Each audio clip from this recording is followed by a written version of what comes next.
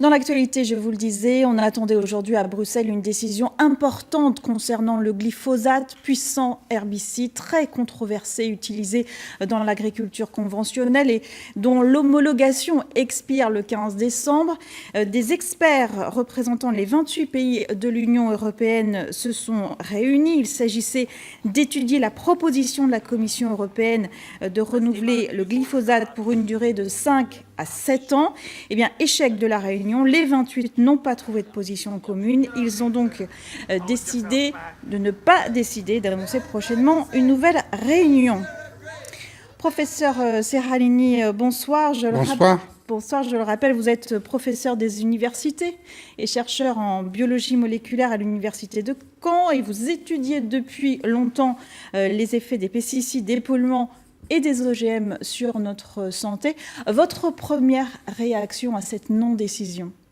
Écoutez, les pays ne savent plus comment faire. Ils prennent le dossier avec des pincettes parce que c'est un mélange de fraude de la part des agences qui ont recopié les données de Monsanto, qui est la grande firme qui commercialise ce pesticide, le pesticide majeur du monde, de malhonnêteté criminelle parce qu'on connaît les effets. Vous savez qu'en Argentine, des enfants ont des problèmes extrêmement graves de malformation ou des cancers à cause de ce produit. Et puis, il y a aussi un vide législatif énorme, ce qui fait que les agences européennes ne sont en charge que d'évaluer une toute petite partie du produit qui s'appelle le glyphosate. Alors, justement, pour qu'on comprenne bien, de quoi s'agit-il quand on parle de glyphosate? Est-ce que c'est la même chose que le Roundup? Non, alors le glyphosate, c'est 30 à 40% du Roundup. Il n'est jamais commercialisé seul, donc il ne devrait pas être évalué seul. Et nous avons découvert, avec mon équipe, qu'il y avait des toxiques, des poisons cachés, 1000 fois plus graves que le glyphosate avec.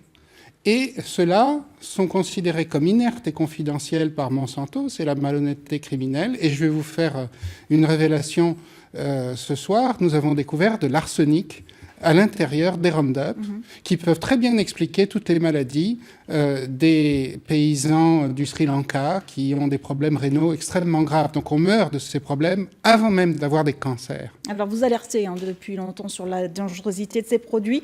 Vous avez l'impression de parler dans le vide ?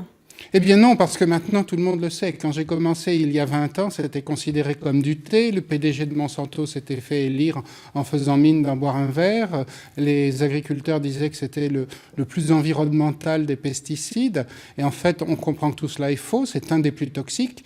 Et il y a eu vraiment des malhonnêtetés dans son évaluation.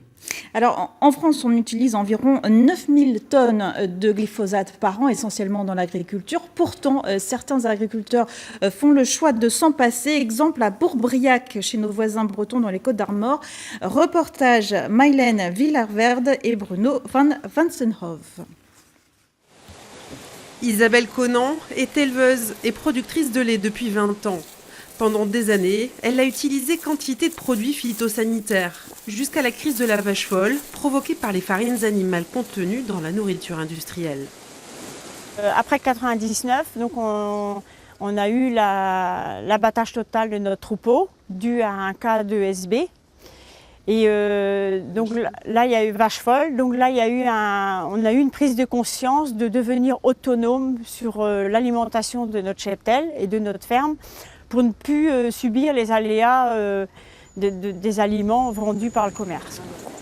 Depuis, Isabelle a décidé de privilégier le pâturage pour ses vaches et de limiter au maximum les produits chimiques. Plus de prairies, moins de maïs et surtout plus du tout de glyphosate. Il y a quelques années, on a acheté 150 litres de glyphosate. Aujourd'hui, depuis 4 ans, c'est 0 litre. Et on produit, notre bilan financier n'est que mieux et nous, on s'en porte que mieux. Isabelle a pu éliminer le glyphosate en mettant en place des rotations dans ses cultures. C'est du maïs qu'on a planté après la prairie et la prairie a été défaite mécaniquement, pas au glyphosate. Donc, et on obtient du beau maïs sans glypho qui nous permet de nourrir les vaches en hiver. Pour réaliser cette métamorphose, l'agricultrice a pu compter sur l'association CEDAPA, mais aussi sur l'État, une aide indispensable. Comme toute phase de rupture, il faut l'accompagner. Donc il y a nécessairement une phase de transition où on accompagne les gens de ce changement. Donc dès lors, passer plutôt sur une phase de transition de 3 à 5 ans pour réduire me semble quelque chose d'opportun, ce qui permettra effectivement, en y mettant les moyens, d'arriver au final sans passer complètement. Le changement de pratique agricole et donc des mentalités reste le préambule à toute interdiction. Professeur Seralini, la France se prononce pour une disparition progressive du glyphosate, tout comme les eurodéputés. Ça vous satisfait comme solution, vous ? La France a raison, mais vous savez, il y a eu fraude, on devrait interdire. Quand il y a mal-donne ou effet caché, à ce moment-là, c'est une mauvaise intention à la déclaration. On a des solutions de remplacement, il faut les aider progressivement. Effectivement, on ne pourra peut-être pas sortir d'un jour à l'autre, mais il faut certainement que l'État prenne en charge les malhonnêtetés qu'il a couvertes pendant des décennies. Merci beaucoup, professeur Seralini, d'avoir été avec nous ce soir, d'avoir accepté notre invitation pour réagir à cette non-décision de Bruxelles. Merci beaucoup.